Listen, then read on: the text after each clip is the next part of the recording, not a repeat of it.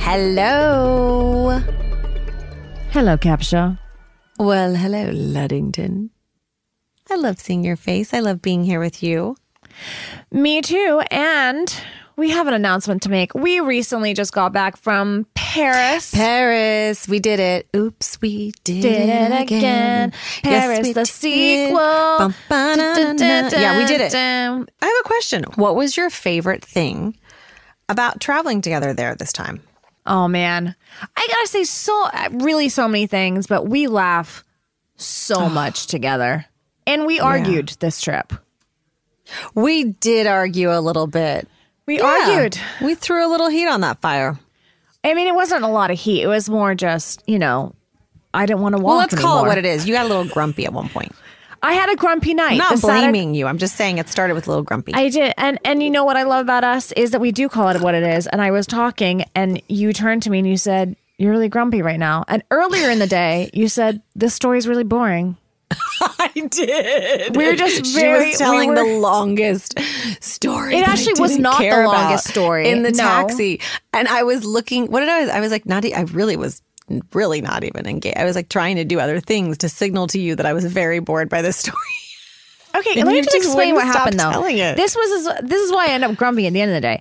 I was actually telling you a very juicy story about the inner workings and drama of another TV show, which I will not mention, and their cast members. And I was telling it to you. And every 5 seconds, you're like, "Oh my God, look at this Instagram caption. It's so funny. Oh, look at this reel."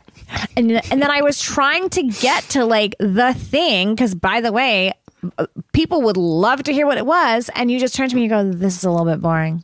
And I was like, promise "Oh, is you it, people you would Jessica?" not like to hear what it was. It was like, it felt like you were trying to tell me like your dream. Like I love you. A dream can be wonderful to explain, but ultimately at the end of the day, we all know the dream didn't happen. There's no consequence to the dream. Whatever happened in your dream, no matter how fantastical and wonderful it was for you to experience or terrifying, it just didn't happen. So that's what I felt about this story was that just there was no point to it. That makes zero sense. This was a story I was telling you about something that literally happened to some people and it was real juicy. And you were like, "Oh, look at this puppy." I was like, "I don't give a shit about the puppy right now. I'm telling you this crazy stuff that went down." And then anyway, I was grumpy It was crazy by to the you. evening. That's what I'm trying to say is the dream analogy part. It was crazy to you. It was not so crazy to me. As a matter of fact, I didn't even know the people you were talking about. Honestly, you know what I love about this is the question was, what did we love about traveling together? Well, we love that we can talk to each other like this. That's yes, exactly right. Because I have a question. Who do you think Yeah. is the better? Who do you think is the better or worse traveler what in general between the two of us? Between the two of us, yeah.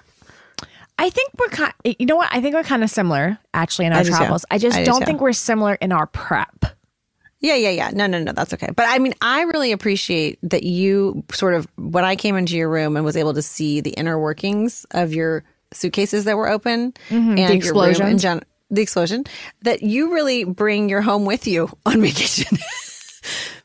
Like there's fuzzy slippers. There's Yeah. The fuzzy leopard little printed fuzzy headbands to keep your hair off your face. And Yeah, imagine I if you're just washing it or frisbee whatever. that shit right into the suitcase. I'm like, what's that? It doesn't even have to make sense. I'm like, what is that? A giant, a telescope? It's going in. That looks good. Your coffee maker came out. Sure. Why not? Pack it. 100%. Because you never know what might happen. Yeah. And you're going to be prepared for it all. I guarantee that you are a packer, because I know myself, I'm going to tell you what I am, that packs maybe a week before. In this case, it was only a couple days. Only a couple days. Wow. Yeah. Let's just call it what it is. It's called preparation. Okay. We were invited by Lacoste to see the men's semifinals in Paris at Roland Garros.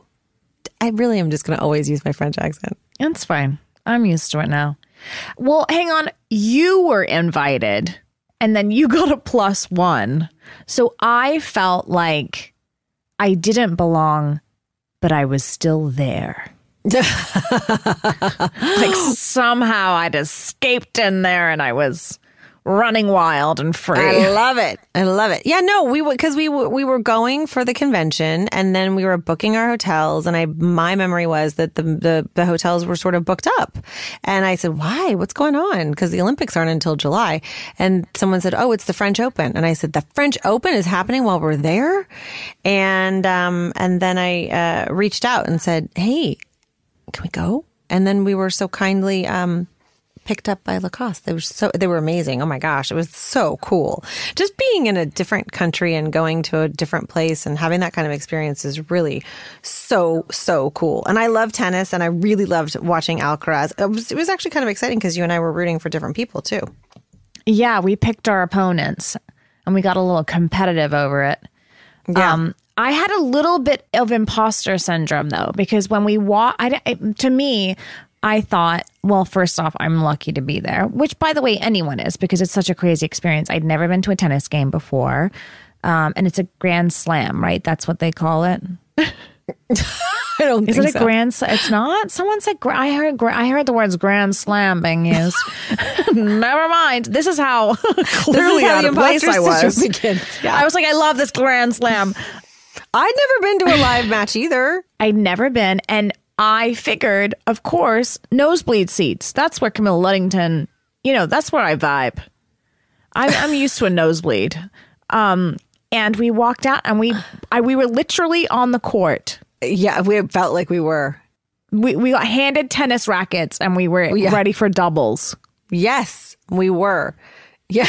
It was unreal. Did you stretch beforehand though? Of course I did. Once I saw those seats. You're always ready for anything. Yeah. Full on ready lunging. for anything. Yeah. Full public stretching. Yeah. I love it. Yeah. That was really exciting. That was really exciting. No, it was absolutely incredible. The other thing that really blew me away, which was a completely different thing, but when we were at the fan convention, people had made their own Call It What It Is merch. That was so cool. That was so cool. She made little buttons and then a little tote bag. Yes, and then we wore the buttons the whole day. We had no shame in our promotion game of this podcast. I could not have been more touched that there were so many people who had listened to it and were so excited that the next one was coming out. That made my day. It made my day too. You know what I also really loved? I loved getting off of work and just going out into the street and walking. I love to walk. And just walking and walking and walking, and then finding a restaurant and going to have a little bite to eat. And then when we were done, I looked at Camilla and said, "That walk was so enjoyable. Should we walk home?" And what did you say, Camilla? No. No. Turns out my traveling partner doesn't like to walk. Jessica Capshaw can walk in wedges. You got like full on. I was in a Birkenstock that also, by the way, had some sort of like fluffy situation. It was basically like a pillow was made into a Birkenstock. My feet were hurting so bad. And Jessica was like, "Let's walk even more." It had already been hours of walking. I was like, "No, I'm done. I'm done." She got a little grumpy. But it's okay. I did get a little grumpy. She got a little grumpy. And then I had a little secret in my back pocket. So we're walking so I looked at the Google Maps because yes, absolutely. I have no idea how to genuinely get around on my own. But if you get out the little Google Maps, it's great. And so I'm following the directions and I see that it's probably like a 40-minute walk. And I know if I tell her it's 40 minutes, there's no way that I have a buy-in. In no way is she doing it, even in the little pillows that are underneath, that are underneath her feet. No way. If she was carried, quite frankly, I don't think she'd do the 40-minute walk. But anyways, so I look at it and I just decide not to tell her that part. And then I figure, well, I'll let her think that we're looking for a taxi. And then she thinks she's going to call an Uber. I'm like, I don't know if you've seen movies about Paris, but there's like roundabouts, there's like crazy shit happening. There's Vespas flying by you. Like you're not quietly finding a place to have your Uber located and then like, jumping in. So I'm like, cool. She can just keep thinking that. So we're walking and I'm like, no, let's just keep going a little bit further. So now we get to this beautiful, beautiful bridge that, connects the left and right bank. And I'm like, oh, now I've got the buy-in. It says we only have 20 more minutes and she'll just be completely, all in now. We've only got 20 minutes. And I say to her, okay, we have 20 minutes left. How are you feeling? And what did you say? Well, I needed to pee my pants. She also had to use the restroom. I told you for an hour. You guys. Caption was like, oh my God, that's so beautiful. My feet were dying. I was jet lagged, but also I needed a diaper. I was literally dying. And I told you, one more step, I'm just going to pee my pants in the middle of Paris. And you're like, but it's so chic. I didn't care. It's so beautiful. Okay, so it's nighttime. There's a boat going under the bridge that we're on. And I have a little secret in my back pocket, which is that every hour on the hour at night, the Eiffel Tower starts sparkling with the lights that light it up, sparkling, and it's magical. There's no way that this is going to be a problem. This is going to be amazing. It's ace in the hole. So we get to the bridge, and I've got my video on, and I'm doing the bridge, and then I come up to her, and I look at my clock, so I know exactly what's going to happen, and I'm on her face, and all you see is her whinging, like, I don't understand why we have to walk any further. Let's not walk. I'm going to pee my pants. And then all of a sudden, the Eiffel Tower lights up, and her face goes straight to what it must look like whenever you go to a Disney theme park. You're like, oh, it's so beautiful. We'll post this video. I did almost pee my pants from the excitement there and then. Yes, because it is quite a magical experience to see the Eiffel Tower twinkling at night. I'm grateful for that experience and that it did happen. However, if you passed us on the street during that walk, you would have seen us arguing for a full-on hour. And me in the middle of a roundabout trying to catch an Uber and almost getting run down. Yeah, that definitely happened. But then you did finally concede that there was no logical place to stop and hail a cab or wait for an Uber. Because that was the right thing. There was a point where I just gave up. Yeah, you did. You did. But I'm glad you did, and we made it home. And it wasn't where I just gave up. Yeah, you did. You did. But I'm glad you did, and we made it home. And it was a very memorable walk in the end. Yeah. Okay, so I know we're going to get into some callers, but I feel like I need to clear up some questions about my memory. Yeah. Uh-huh. I've heard that there's been some inquiries about because I want to make sure that I'm a reliable person for everyone here. You're talking about the rumors and schmoomers. Come again? The rumors and schmoomers on social media that your memory is lax. Well, okay, so let's just make this quick. Let's just rip the Band-Aid off. So when we had the delightful Mandy Moore on the show last week, Camilla said, Mandy, you were on the show before we were. And I just completely believed that was true. And when she was saying the shooter episode, it definitely rang a bell.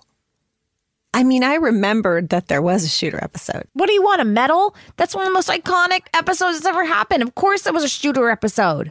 Well, how great is it that I was in it then? I didn't even remember that I was in it, but I was in it. How awesome is that? Oh my God. Honestly, let's call it let's talk about the real version of this story. We had a little debrief situation before that even meeting with Mandy, and I said to you, I think she was on the show before we were on the show. Is that true? And you're like, yeah. That's my Jess impression. Yeah. And then cut to the episode airs while we're in Paris, and full on all the pictures, and you were a huge storyline in the shooter episode. In fact, you protected some girl, apparently. I did. I was great in that episode. I think we need a rewatch. Yes. Okay. But here's the thing. We're gonna call it what it is. I forgot that I was in the episode with her. We were not in any scenes together. I don't know what my mind made up. Maybe it made up that there was 2 shooter episodes. I don't know. But I just plain old forgot.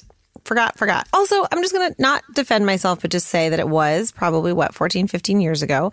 And I was in the very beginning of my pregnancy with Eve Gavigan. And I'm going to say that maybe my memory and all things were crisp and clear. Okay. But I'm so happy to hear that I was in the shooter episode and that it did so well. Congratulations. Yes, you're in one of the best episodes we've ever done. I know. I felt left out when we were talking about it, and now I'm back in. I can't with you. Big old part. I can't. remember it too. And then I remembered all the scenes. I do remember the scenes. It was great. Yeah, because they tweeted them. Scary. Oh my gosh. The guy that played the shooter, he was so good. And he was so nice in real life. Like crazy because he comes off so, menacing and sad and dark and creepy and shooting people. I'm sitting in shock because Mandy talked about like even the table read, and suddenly the memories are flowing. I don't remember the table read. I don't remember the table read. I remember I remember him, and I remember, yeah. And I don't want you to lose your trust and belief in me because I mostly remember things. We shall see, people.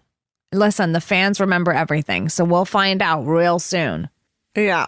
Now, fans have written in, and I do want to get into one question because one question specifically is about traveling and traveling with your friend. Yeah, let's do it. So C wrote us and said, I just got back from a 26-day trip in Europe with friends who I've been besties with for 15 years. By the way, 26 days is a long time. I was going to say that is a really long That's a long time, yeah. Good God, it was difficult. We had our differences, and after being together so many days, it's now radio silence. It's awkward because we share the same group of friends. How would you handle this? Would you just go with the flow or isolate yourself for a while? I personally don't want to hear about them for a while. Does that make me a terrible person or a friend? No, I don't think that makes you a terrible person or a friend. I think that you have another piece of information, which is that maybe this group of friends is not who you want to travel with. I don't even actually think it needs to be that big of a deal. I think you can just sort of say, we've been friends. Listen, 15 years is a lot longer than 26 days. So for the most part, in a real way, you love these people. These are your besties. Those 26 days, not so much fun. And I think maybe you you definitely take like a little bit of time where you don't need to talk, and then you like slide back into it all. And then you just don't do that again. Yeah, I don't even think that you need to not talk. I think you even probably keep up the pretense that everything is pretty cool unless something serious went down, just to like not make it super awkward. Be like, hey guys, I just found this photo that was really fun of us. I think you don't need to hang out necessarily, but I think it's just back pocket information in a friendship. I have definitely, and I don't know about you, I've definitely traveled with people that I would not travel with again. And it doesn't ruin the friendship, and you just back pocket that information. You're like, okay, next time it'll be a 3-day trip and it'll be to somewhere much closer. Yeah, I agree with that. I don't think that you let go of a relationship that's lasted that long. I agree with you. But I don't think it makes you a terrible person, though. No. I think you can have terrible thoughts and still not be a terrible person. I think that it's just one little piece. I went on vacation with somebody who was extremely type A, and I'm not. And it was like, I love, by the way, when I travel with you, you are organized, but you're also, you're very go with the flow. Like if plans change, it doesn't matter. I have definitely been on vacation with people that have written me the itinerary beforehand and a list of what I should pack. They're packing list for you. Yes. Like, do not forget this. And it's like underwear. It's like, I wasn't planning on it. Do you know what I mean? Not. No. And that to me does not feel like a vacation when someone's like 8:00, wake up, we're going to go here. No. And we're coming back. Like I need a little go with the flow. No, that would not be fun. That would not be fun. Oh God, no, that would not be fun. That's like boot camp. No, thanks. When you've traveled with someone and it hasn't gone well, what are some of the irks? I think there are certain people you can spend a long amount of time with and certain people you can't. And I have a friend who I love deeply and completely. I just don't want to spend 4 or 5 days together. I like her much more, and I really value our friendship and connection when it's in, 4 to 6 hours, not 4 to 6 days. That's fair. I think I definitely have friends like that too. I don't even think but that I have friends I don't get sick of it at all, that I could be with forever, and I could hang out, and by the end of our get sick of it at all, that I could be with forever, and I could hang out, and by the end of our trip I was sad to leave. I wasn't sick of you. Not sick of you at all. Yeah. I hope that helps you see. Here's a question I really like. Helena or Helena Rose. Do you ladies truly believe a man and woman can have a friendship without developing feelings? Oof. Oh, I already know what your answer is then. No, I have mixed feelings about it. I need to know the circumstances. Okay. Yeah. I will say that one of my very best friends who married Matt and I is a boy. So of course I think that yes, they can just be friends because that's how we are and I adore him. I think that it's not as common though. And I think if you're both single, it gets tricky. Yeah, I agree with that. But I completely agree with that. And I so loved my guy friends in high school and college and then after college. Like I loved all my guy friends. Like not like love. Like just I loved being with them. And yes, there were multiple times where you start it and you think, well, we're fine. Like we're just going to be friends. And then something inevitably it does feel like one of the people decides maybe there could be more. And then it is ruined. Sadly, I do think that is true. It is ruined. It definitely is ruined. But here's what I think a lot of guys would think listening to you, or even, me listening to you. You're like, I have a lot of guy friends in high school and college. I just love them. And I'm like thinking like, yeah, and I bet they really loved you. Like real love. I have a hard time believing that there were guys that you were really close with that didn't have an old crushy crush on you. I mean, I don't know. I don't know. But there were a couple that might have revealed themselves. Are you counting them in this scenario of like, yes, girls and guys can be friends? Because if they're counted in the scenario, they're immediately X'd out because they had a crush. Oh, but that just is a bummer because I feel like there's such a great. Well, don't you go back to like the When Harry Met Sally, right? That Nora Ephron movie. It's like, can men and women be friends? I don't know. I want to believe that they can. Is that wrong? Maybe that's my answer. I want to believe that they can, but maybe they cannot. I think that they can. Of course they can. I just think at some point someone often develops feelings. And that is not good. I think that's hard. Yes. And I think that there are guys that I was friends with in high school. And I think that sometimes I develop feelings and sometimes they did too. Yeah. I think that's that is bottom line is that I think that I want hold on. I think what you said is very true. I do think absolutely the likelihood of a man and woman successfully being friends depends on the condition, which is, are they both single? Are they both, partnered? I mean, that's a huge, huge difference. If you both go into it, like a friendship at work, let's say, and you know that you're both partnered, then I absolutely think you can be friends. As long as you have really clear boundaries, you understand who's who and or what's what, then I absolutely think you can be friends. I actually really believe that. That's happened to me. And I've loved my guy friends at work, and it's been without problem or incident. I think when you're single is when things can be they can get a little mucky. My guy friend who married me and my husband, Sean, and he is really close friends with both of us, and he's engaged and we adore his fiance. I could go see a movie with him. I could go to dinner with him and it would not be even a thought. However, there are guy friends that I would still feel like, we're not that. Well, I think that's why I brought up work, because you have to be able to work with people, right? Yes, but that's what made me think of it, because it's like, are you grabbing dinner with them after? No. Yeah, I know, but that's because that comes from the idea that like you're not quite sure if guys and girls can be friends, and so you're just careful isn't the word. I actually think it's more. I mean, I think it's sort of healthy boundaries. Yes, but I think the question's not that. I think the question is like, can you chill? Can you go grab a beer together? I mean, if that's what you do with girlfriends and there's no guideline. See, it's tricky. I'm picking up what you're putting down. I think I'm just, that's not my favorite answer. I know. I wish it was not. I know. It's tricky. I know. We need to, when we have a guy guest, we need to come back to this question because I actually want to hear the guy's response to this. We need the other side of this. I feel like what you said. I feel like girls are going to be a little bit more like, yeah, we can be friends, and guys are going to be like, no way. Let's see. I'm going to ask them. We're going to flag this question and bring it back up.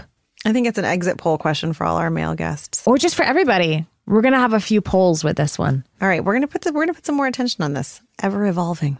We're going to come back to this.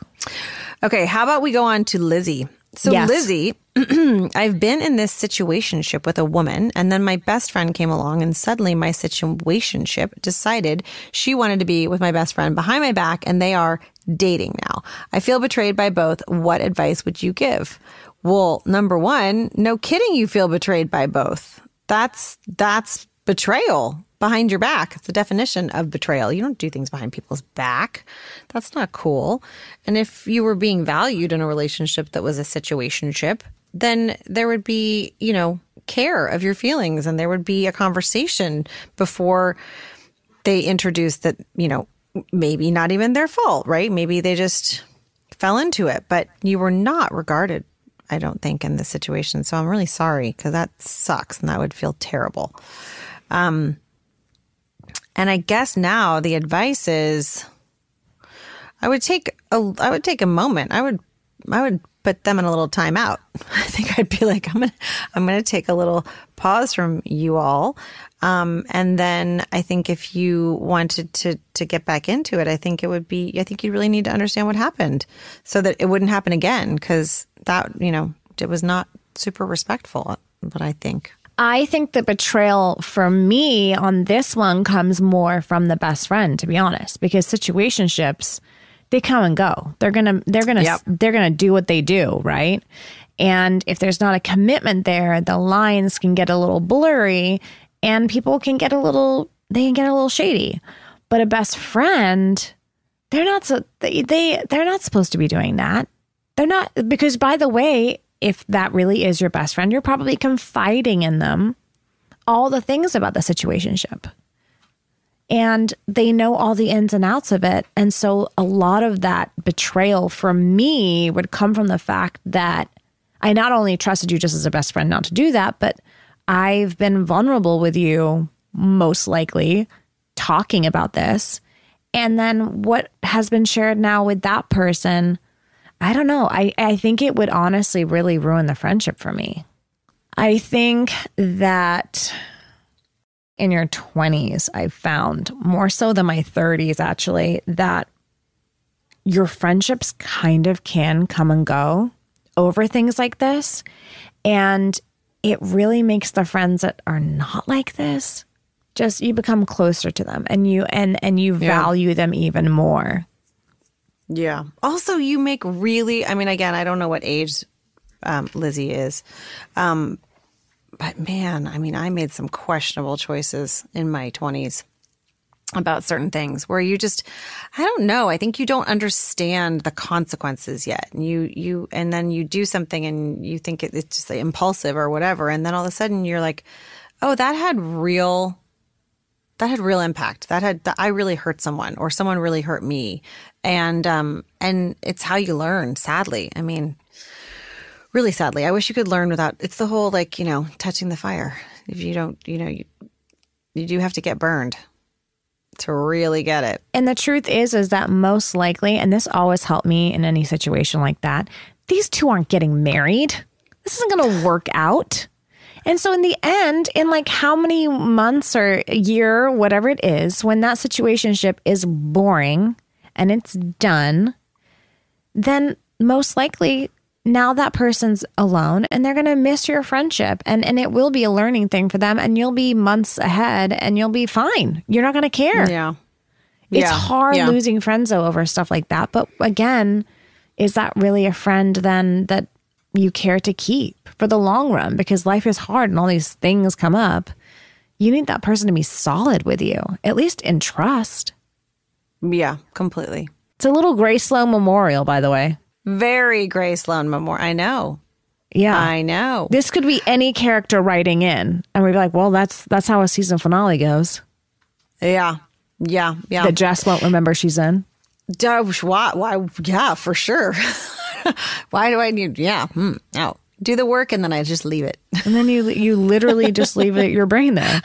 I leave my brain there. Yeah. I actually had, I was in a bad relationship and I really wanted to believe the best. And I was wrong. And he was cheating and doing all the things. And then it turned out, I thought that I could Did you have evidence of the cheating? Yeah. Ultimately, he came clean. But did you have any evidence or were you blindsided? No, I had a feeling. I had a feeling. Yeah, and I was you always do. You always do. Yeah. And I was like, what's going on? Is this what's going on? And to his credit, he said, yes, this is what's going on. And I was like, well, I went and cried in a bathroom. And I thought that I could say goodbye to that. And just like you said, never have to see them again or fine, goodbye. It's not going to work out with that, that relationship where he was cheating on me. Who are they even? And I knew who she was. And no, in fact, they got married. They got married and I had to work with both of them again. And oh my God, it's so juicy. While they were planning the wedding, I had to sit there and be like, so exciting. Yeah. Oh no, let's talk about what colors the flowers are again. Let's talk about that. Yeah, for sure. So much fun. God, that was awkward. How long were you working with them for? Did she have, wait, hang on. No, I have more questions about this. Did she, hang on. I need to know the full details. Did she know that you guys were together? Or did she not know? Was she in the dark about that? I never asked. her if she knew. No, I didn't. I would ask him. What's your instinct on it? Because by the way, if she's like, do you like these flowers? And she knew, I'm going to kill you. I think she knew. I think she kind of knew. I don't know what he told her, but the way that she treated me, and it wasn't poorly, but the way that she acted around me was sort of like, I was imagining that he told her like, oh, she had a really big crush on me. But I was like, no, I was in a relationship with you. No, that sucks. I don't know if you could get away with this now because I feel like everything gets posted on social media. So if this was now, you would have been all over that Instagram account. There's no hiding that you were together. Yeah. Unless you're one of those shady people that keep the relationship off the account. I don't know anything about this world, so I don't know. I don't know. Big red flag, by the way. If you're in a relationship and you're off that person's social media, if they're purposely not posting about you, huge red flag. Oh, well, that seems obvious for sure. You know what? It's not obvious to some people. Like committed relationship and they're not posting pictures with you? People are like, I just think he just doesn't he doesn't want to mess up the grid. What? Yeah. Mess up your grid. Oh, come here. Pull that grid. You bring that grid over here. I'm serious. I'm gonna smash your grid. I'm not kidding. It happens. People keep people off the grid. If anybody ever writes in or calls in and says my boyfriend or my girlfriend is keeping me off their grid, I would say walk on by. For sure. Bye. Yeah. Yeah, that's good times. Being cheated on. Mm-hmm. Have you ever been cheated on? Yes. Are you kidding? Yeah. Oh, it's not a great story. It's a very painful story. But but it's a great story later. I'm telling this. I feel nothing now, by the way, obviously. Well, yes, I have been cheated on. It's a long story, so I'll have to get into it in another episode. But I have been cheated on. Oof. And by the way, it's kind of a juicy one. Ooh, I can't wait. Okay, well, then we're just going to tease that one. Let's have a whole episode about cheating. Oh, are you kidding? We're going to have 1 million. Not like I hope people are cheating on people, but I'm sure that we got some DMs or some questions about being cheated on. So let's go dig those bad boys up. Oh, for sure. Every age, of course. It unfortunately happens in every decade of people's lives. It's hard. Yeah. But again, I will say what I said last time we had a caller, which is karma, because I have seen that couple and they are still married, but I wouldn't want to be them. Of course you don't. Nope, I wouldn't want to be them. And I'm so glad that, and that's again what I always say, like, I'm so happy that my life turned out the way that my life turned out and that my partner turned out to be my partner. Like, it all works out. It's cheesy to say, but it's true. It really does. All right. Well, listen, I have loved this recap. And I've loved these questions today. They were so different. We got to get back into that man and woman one and the friendship one when we have a dude on the show. But I want to remind everyone the 3 different ways that they can contact us. They can DM us on the Instagram. They can follow us on TikTok. I'd call it what it is, pod. And they can even call the voicemail at 833-7-CALL-IT or 877-722-5548. Or they can email us at callit@iheartradio.com. Give us all the details. We just love a detailed question too, because the more information we have, the better we can answer. Yes. Jessica, this has been so much fun again. Oh, I love you. With the Call It community. I love it. The Call It crew. All right. So I think we should call it the end of the episode.